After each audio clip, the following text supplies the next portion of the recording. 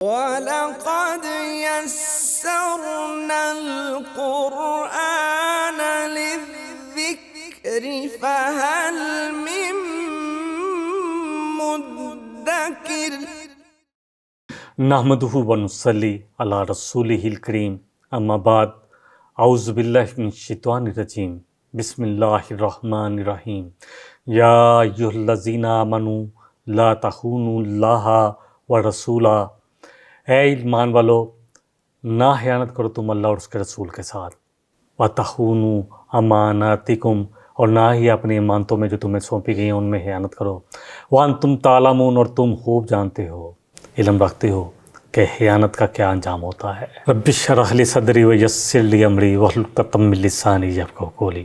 سورہ انفال چل رہی ہے، آیت نمبر 27 کہ اللہ اور اس کے رسول کے ساتھ خیانت نہ کرو، نہ امانتوں میں خیانتیں کرو اور تمہیں علم ہے۔ اللہ اور اس کے رسول کے ساتھ خیانت کا مطلب کیا ہے؟ ابن عباس نے ان الفاظ میں بیان فرمایا ہے کہ عائد کردہ جو فرائض ہیں تمہیں اللہ اور اس کے رسول کی طرف سے ہے، یعنی جو رسول صلی اللہ علیہ وسلم کی سنتیں ہیں اور اللہ کی طرف سے عائد کردہ فرائض رسول صلی اللہ علیہ وسلم کے طریقے کے مطابق ان کو ادا کرو، ان کو ترک نہ کرو۔ اللہ تعالیٰ کے ساتھ خیانت نہ کرو اور رسول صلی اللہ علیہ وسلم یعنی اللہ کے حکموں کی سرتابی نہ کرو اور رسول صلی اللہ علیہ وسلم کی سنت کی سرتابی نہ کرو۔ اللہ اکبر۔ قتادہ فرماتے ہیں کہ خوب سمجھ لو کہ اللہ کا دین امانت ہے، اس کے فرائض کی ادائیگی، حدود کی پابندی کا تمہیں امین بنایا گیا ہے، پس امانت میں خیانت نہ کرو۔ ہم مسلمان ہیں، آج دیکھیں کہ ہم کہاں کھڑے ہیں، اور اسی طرح مسلمانوں کے راز دشمنوں تک نہ پہنچاؤ۔ آج ہم کیا ہے، ہم کیا کوئی راز دشمنوں تک نہیں پہنچا رہے، یا اس ارض پاک کی چیزوں کے فائدے اس ارض پاک کے رہنے والوں کے بجائے دشمنوں تک تو نہیں پہنچا رہے تاکہ ہمیں بھی کچھ فائدہ مل جائے؟ یہ ساری چیزیں دیکھنی ہے، یہ سب خیانت میں آئے گا۔ حکومتی سربراہوں، اعلیٰ افسر ہوں، ملازم ہوں، اپنے فرائض کی ادائیگی میں جب بھی کوتاہی کریں گے وہ بھی اس میں آئے گا، وہ بھی خیانت میں آئے گا۔ ملک کے صنعت کار ہوں یا تجارت کار ہوں، تجارت پیشہ لوگ ہوں، اگر وہ کاروباری خیانتیں کریں گے، دیانتداری کو نظر انداز کریں گے تو وہ بھی اس خیانت کے مرتکب ہوں گے۔ حقیقت یہ ہے کہ اللہ اور اس کے رسول کے ساتھ خیانت کرنے کے مترادف ہر وہ چیز ہے۔ نگاہیں بھی اللہ نے کہا کہ قرآن میں کہ غض بصر کہ عورتیں بھی اور نگاہیں نیچے رکھیں، مرد بھی نیچے رکھیں، اگر ان کی کوئی بھی ان میں بھی خیانت ہوتی ہے اور اللہ ان خیانتوں کو چیک کر لیتا ہے۔ سورہ مومن میں آتا ہے کہ وہ تمہاری آنکھوں کی خیانت کو اور جو تمہارے دلوں میں خیال پیدا ہوتے ہیں ان کو بھی جانتا ہے۔ اللہ اکبر۔ کسی کے پاس عدالت میں جج کا ہوتا ہے، وہ انصاف نہیں کر رہا تو یہ بھی خیانت ہے۔ کسی وکیل کو پتہ ہے کہ میں نے جھوٹا کیس لیا ہے لیکن پیسے کمانے کے لیے وہ جھوٹ بول رہا ہے، یہ بھی خیانت ہے۔ کوئی دکاندار اپنی غلط چیز بیچ رہا ہے صحیح کر کے، یہ بھی خیانت ہے۔ کیا کیا ہے جو حکومتی عہدے پر بیٹھ کر سیاست کو سمجھے گا جی جھوٹ، سیاست میں سب کچھ چلتا ہے، یہ بھی خیانت ہے۔ لوگوں سے کچھ کہہ رہے ہیں، خود دلوں میں کیا ہے، یہ سب کچھ خیانت ہے۔ یقین کریں تو نہ کریں خیانت، ملک و قوم کے لیے خیانت تباہ کن ہے، یقین کریں۔ اللہ اکبر۔ اور پھر خیانت کار کے ساتھ یہ اس کے بارے میں کوئی جھگڑے گا، اللہ اکبر۔ اللہ فرما رہے ہیں وَلَا تُجَادِلْ عَنِ الَّذِينَ يَخْتَانُونَ أَنفُسَهُمْ إِنَّ اللَّهَ لَا يُحِبُّ مَنْ كَانَ خَوَانًا عَصِيمًا۔ کہ اللہ کہہ رہے ہیں نہ جھگڑا کرے آپ نبی صلی اللہ علیہ وسلم ان لوگوں کے بارے میں جو خیانت کار ہیں، جو اپنے اندر خیانت رکھتے ہیں۔ اللہ ایسے خیانت کاروں کو، جھوٹوں کو، گناہ گاروں کو پسند نہیں کرتا ہے۔ سورہ نساء کی 107 نمبر آیت۔ ہم جو نبی صلی اللہ علیہ وسلم کی شفاعت کی امید لگائے بیٹھے ہیں، کیا ہم خیانتوں کے ساتھ جائیں گے اور نبی صلی اللہ علیہ وسلم کہیں گے کہ اے اللہ یہ میری امت سے ہے، خیانتیں کی انہوں نے بڑے بڑے عہدوں پر بیٹھ کر ناانصافیاں کی تو ان کو بخش دے؟ کیسی غلط اور خام خیالی ہے جو ہمارے دلوں میں ہے۔ یہ اپنے کاروبار میں بے ایمانی کرتے تھے، لوگوں کے پیسے کھا جاتے تھے، بیٹی بہنوں کے حق کھا جاتے تھے، لوگوں کے پیسے نہیں دیتے تھے کہ کوئی نہیں عمرہ کر لیا، حج کر لیا، سب کچھ معاف ہو جائے گا۔ تجارت میں یقین کریں اتنے مسائل ہیں، میں تو ایک بزنس مین ہوں، مجھے جب بھی موقع ملتا ہے، جو لوگ مجھے جانتے ہیں، میری کریڈیبلٹی جو بھی ہے وہ اللہ کا سب سے بڑا انعام ہے مجھ پر، اور اللہ کا سب سے بڑا شکر ادا کرتا ہوں کہ نہ صرف پاکستان میں ہر جگہ پر ہے الحمدللہ۔ اور میں جب بھی نبی صلی اللہ علیہ وسلم خطبہ جب پڑھتا ہوں جمعے کا، تو وہ انس بن مالک والی وہ حدیث کہ کوئی خطبہ ایسا نہیں تھا جب نبی صلی اللہ علیہ وسلم نہ کہتے پہلے کہ لا ایمانہ لمن لا امانت لہ، کوئی ایمان نہیں اس شخص کا جس میں امانت نہیں ہے، ولا دینہ لمن لا عہد لہ، اور کوئی دین نہیں اس شخص کا جتنا مرضی بڑا دیندار بن جائے جس میں وعدے کی کمٹمنٹ کی پابندی نہیں ہے۔ لوگ یہاں پر جھوٹ بولتے ہیں، یقین کریں، اور لوگ غیر مسلموں کے پیسے کھا کے کہتے ہیں کہ کیا ہوا، چائنا والے کو پیسے کھائے ہیں، یہ تو ہے ہی ایسے ہی۔ کیا جواب دو گے؟ اللہ کو ڈبل مارک پڑے گی کہ تم نے اسلام کا یہ نقشہ پیش کیا، یہ پیش کیا اسلام۔ اللہ اکبر۔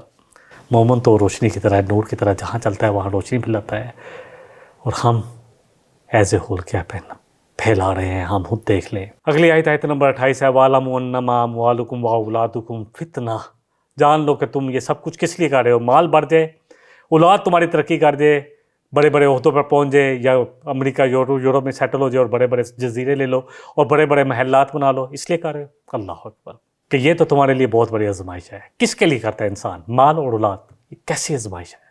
اسی میں سب سے زیادہ انسان کو آزمایا جانا ہے۔ وَأَنَّ اللَّهَ عِندَهُ أَجْرٌ عَظِيمٌ، اور اللہ کے ہاں ہے اجر عظیم۔ انسان کی سب سے بڑی آزمائش جو ہے نا اس دنیا میں، وہ مال اور اولاد ہے، چاہے میں ہوں چاہے آپ ہوں۔ انسان کتنے جرم کرتا ہے مال کے لیے، اور کتنے جرم کرتا ہے اولاد کے لیے، کتنی خیانتیں کرتا ہے مال کے لیے، کتنے خیانتیں کرتا ہے اپنی اولاد کے لیے، کتنی کرپشن کرتا ہے، اللہ اکبر، مال بڑھانے کے لیے، اور کتنی کرپشن کرتا ہے جن کے پاس ہوتے ہیں اپنی اولاد کے لیے۔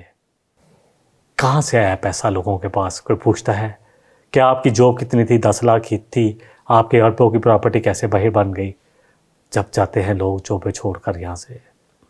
دیکھیں غریب بیچارے تو باہر جا کے کما کر یہاں لے کے رہتے ہیں، اور یہاں سے امیر جو ہے کرپشن کے ذریعے کما کر باہر لے جاتے ہیں۔ سارا نظام اب تو ہمارے سامنے کھلا ہے، کہاں جائیں کہاں جائیں۔ اس لیے کہ زبان سے بولے تو صحیح، دل میں برا تو جانتے ہیں۔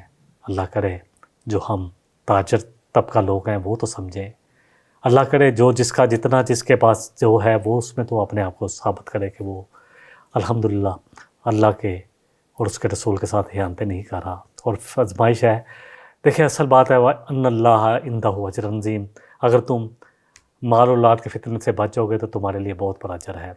اللہ فرما رہے ہیں اس طرح سورہ منافقون آیت 9 میں، یا ایھا الذین آمنوا لا تلہکم اموالکم ولا اولادکم عن ذکر اللہ، کہ دیکھو اللہ کی نصیحت سے تمہیں مال اور تمہاری اولادیں دور نہ کر دیں، غافل نہ کر دیں، انہی کے لیے اپنے آپ کو بیچ نہ دینا۔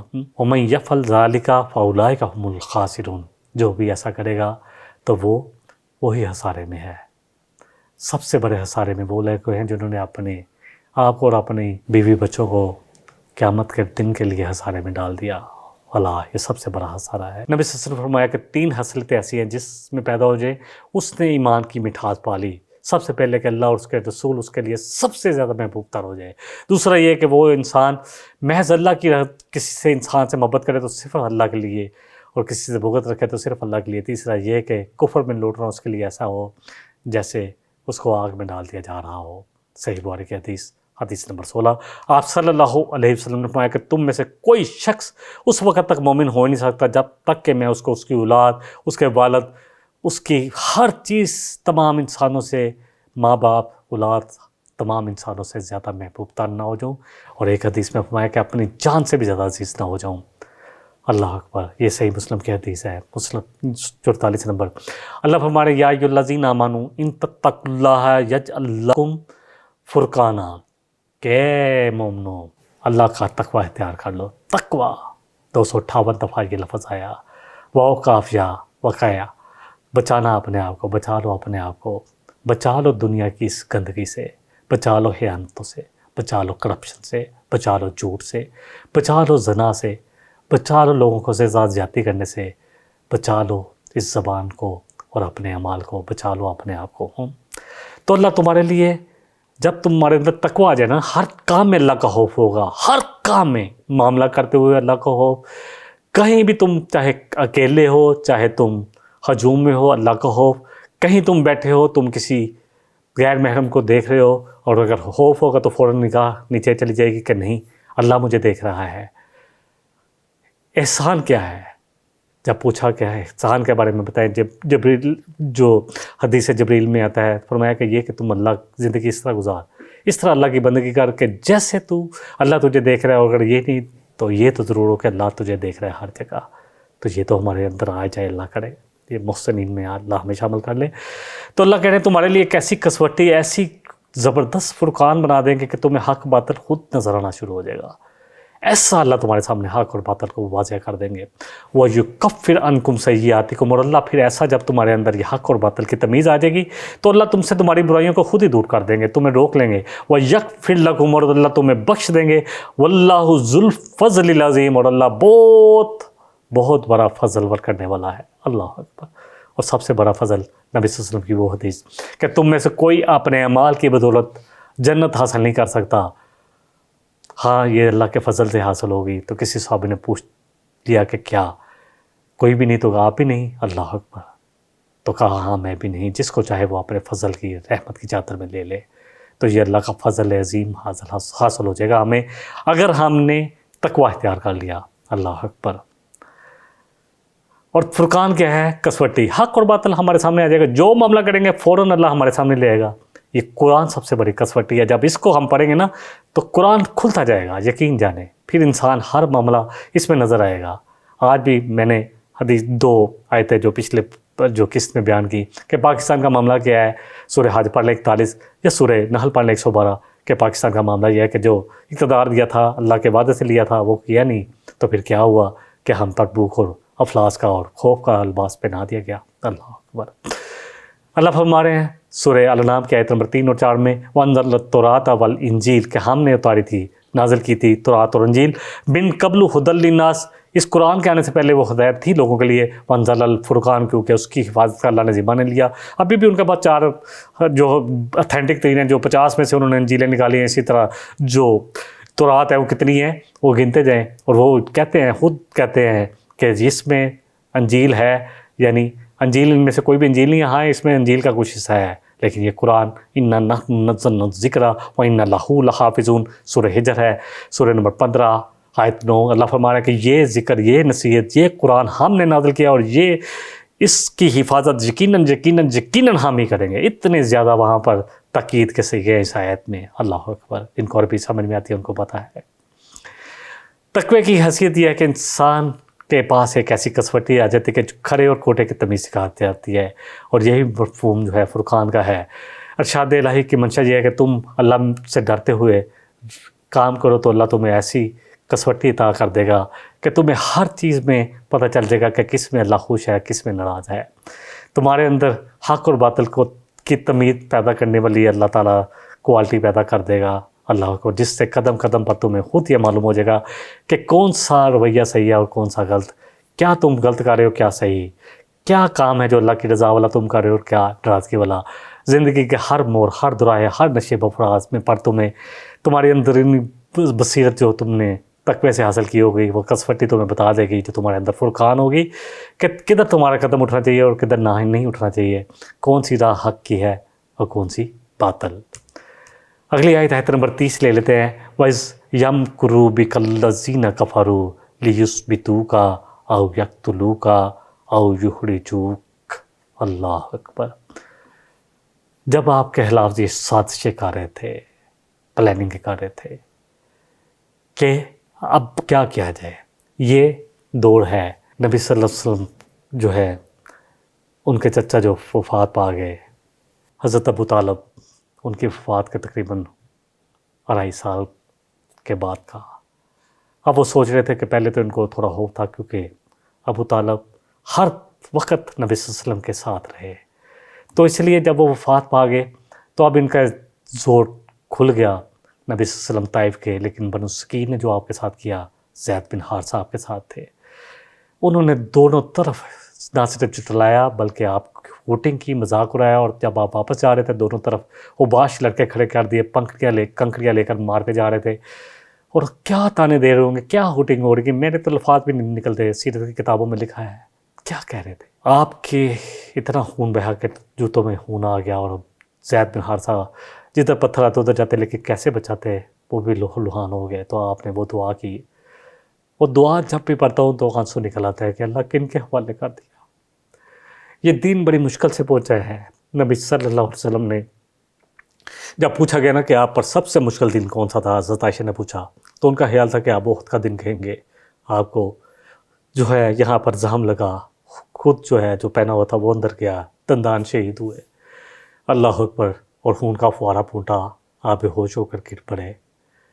تو ان کا خیال تھا کہ آپ کہیں گے احد، میں نہیں، احد میں تم میرے ساتھ میرے جانثار تھے، جو میرا بنو ثقیف نے میرے ساتھ کیا طائف کے سفر میں، اللہ اکبر۔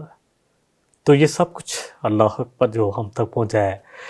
اصل بات یہ ہے کہ نبی صلی اللہ علیہ وسلم یہ سب کچھ جب کر کے آئے تو اب انہوں نے سازش کرنی شروع کر دی، دارالندوہ میں بیٹھے آپ کے خلاف کہ آپ کو یا قید کر دیا جائے، اور یہ کہ آپ کو نبی صلی اللہ علیہ وسلم کو اللہ اکبر اپنے دیں وہ قتل کرنے کے در پر آگے قتل کر دیا جائے، یا آپ کو جو ہے وہ جلا وطن کر دیا جائے۔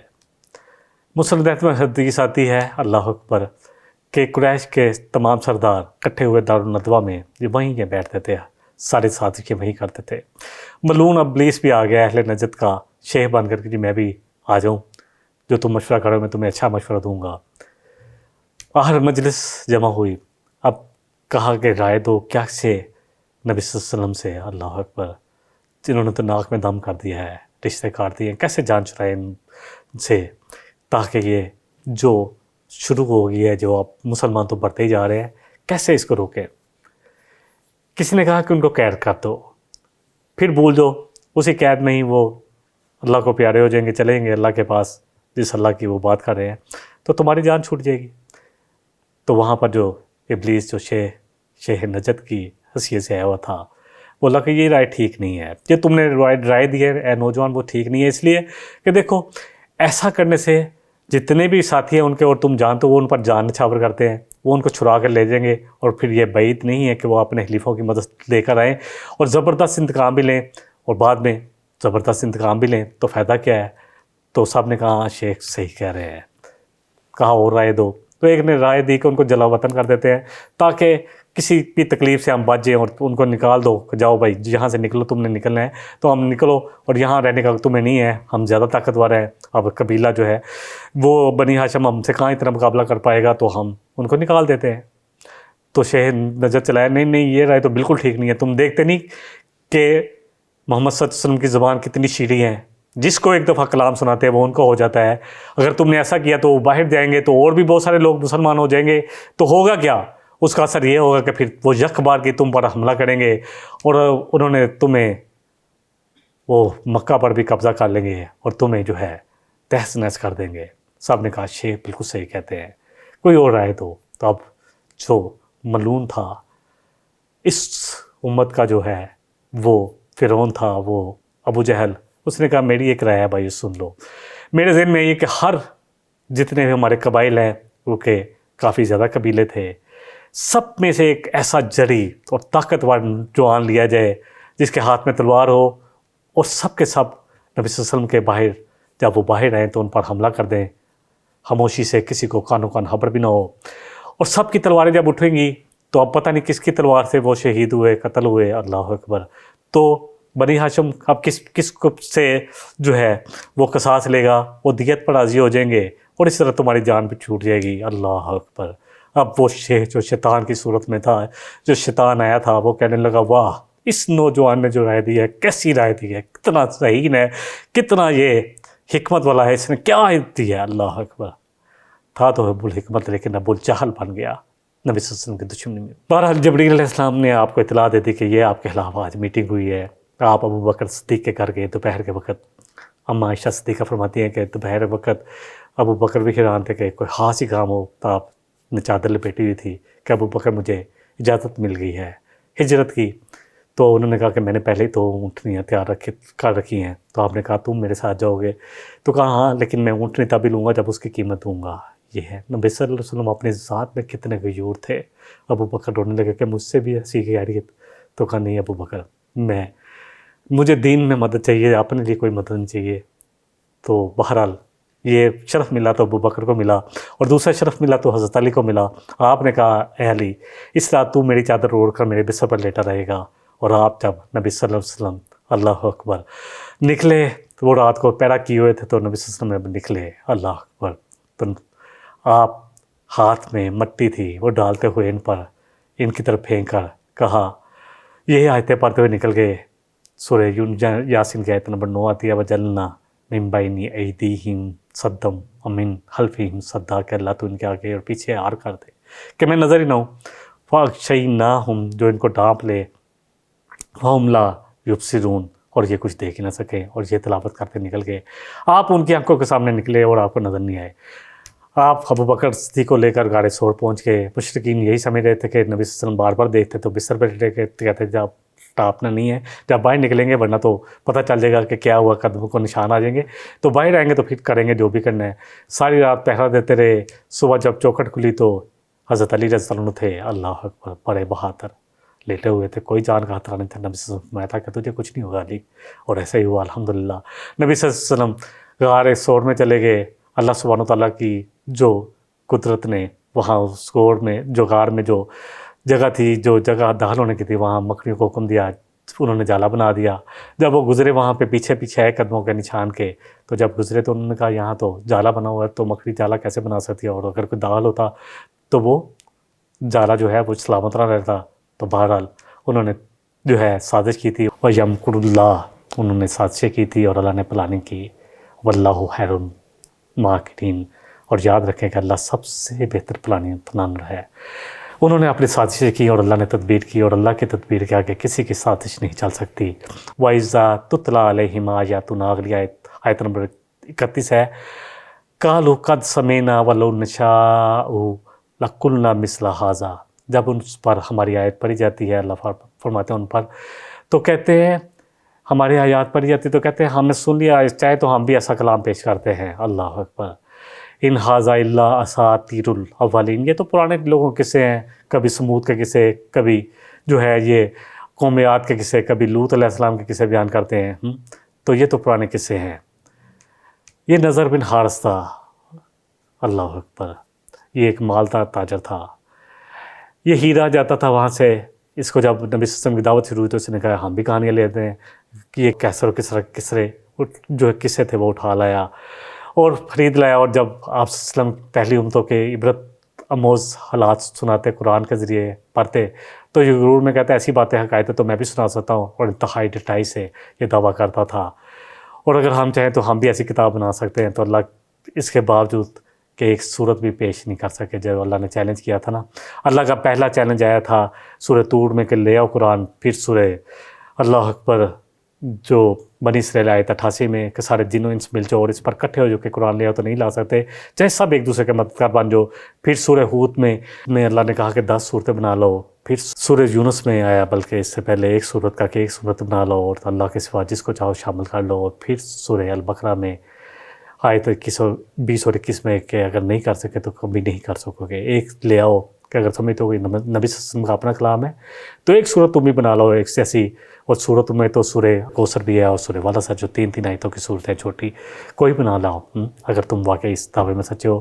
لیکن ایک آیت بھی پیش نہیں کر سکا، صورت کیا تھی؟ اگلی آیت ہے وَإِذْ قَالُوا اللَّهُمَّ إِنْ كَانَ هَٰذَا هُوَ الْحَقُّ، اب وہ کیونکہ جھوٹے پا رہے تھے، بار بار نصب بنا رکھے، تو کہنے لگے پردے سے چمٹ کر جو کعبہ کی دیواروں کے ساتھ، کہ تاکہ لوگ دیکھ لیں سارے بیٹھے ہوئے کہ دیکھو اللہ اگر یہ حق ہے جو محمد صلی اللہ علیہ وسلم لے کر آئے ہیں، جو یہ قرآن سنا رہے ہیں اور آپ کی طرف سے ہے، فَأَمْطِرْ عَلَيْنَا حِجَارَةً مِّنَ السَّمَاءِ، تو اس طرح کرے پھر ہم پر آسمان کی اللہ تو بارش برسا دے، وَأْتِنَا بِعَذَابٍ أَلِيمٍ، لے آ ہم پر جو ہے جو تیرا دردناک عذاب آنا ہے۔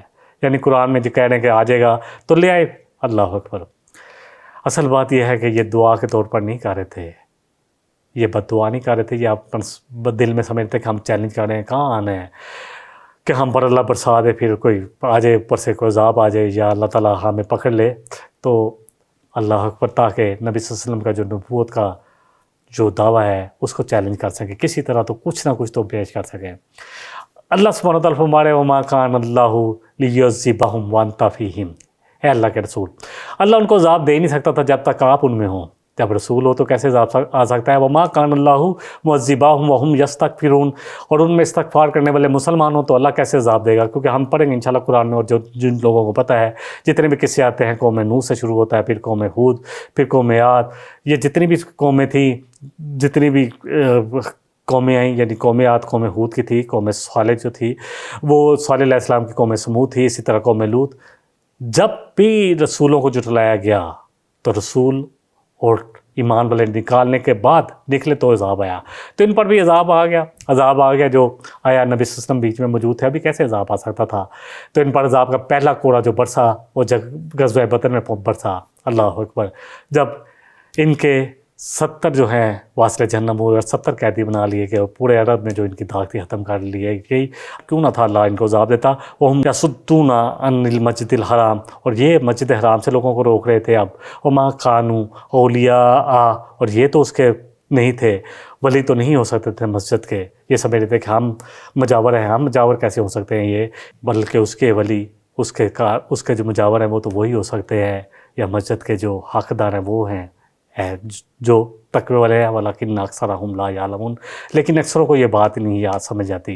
اصل بات یہ ہے کہ حق تو انہیں کو ملتا ہے جو وہ ہیں، وہ سمجھتے تھے کہ ہم لوگوں کو کھانا کھلا رہے ہیں، سارے شرک 360 بت ڈاک کے رکھے ہوئے تھے، اور اس کو اللہ سبحانہ وتعالیٰ نے بیان کیا ہے پھر سورہ توبہ کی آیت نمبر 18-19 کو، اور اسی پر بات کو مکمل کر لیتا ہوں۔ انما یعمر مساجد اللہ من آمن باللہ والیوم الآخر، کہ اللہ کی مسجدوں کو تو صرف وہی بات کرتے ہیں جو ایمان لاتے ہیں اللہ پر اور یوم آخرت پر، وَأَقَامَ الصَّلَاةَ، اور نماز ادا کرتے ہیں، وَآتَى الزَّكَاةَ، اور زکوٰۃ ادا کرتے ہیں، وَلَمْ يَخْشَ إِلَّا اللَّهَ، اور اللہ کے علاوہ کسی سے نہیں ڈرتے، فَعَسَىٰ أُولَٰئِكَ أَن يَكُونُوا مِنَ الْمُهْتَدِينَ، اور امید ہے کہ یہی لوگ، جب اللہ کہہ رہے ہیں امید ہے تو یقین یہی لوگ کامیاب ہوں گے۔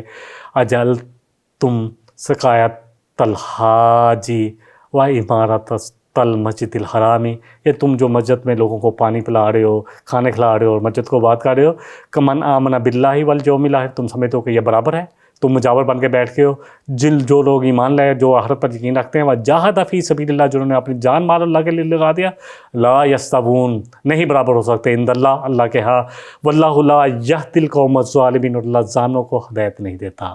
اللہ مجھے اور آپ کو جتنا کہا گیا ہے، جتنا سنا گیا ہے، سمجھ کر عمل کی توفیق عطا فرمائے۔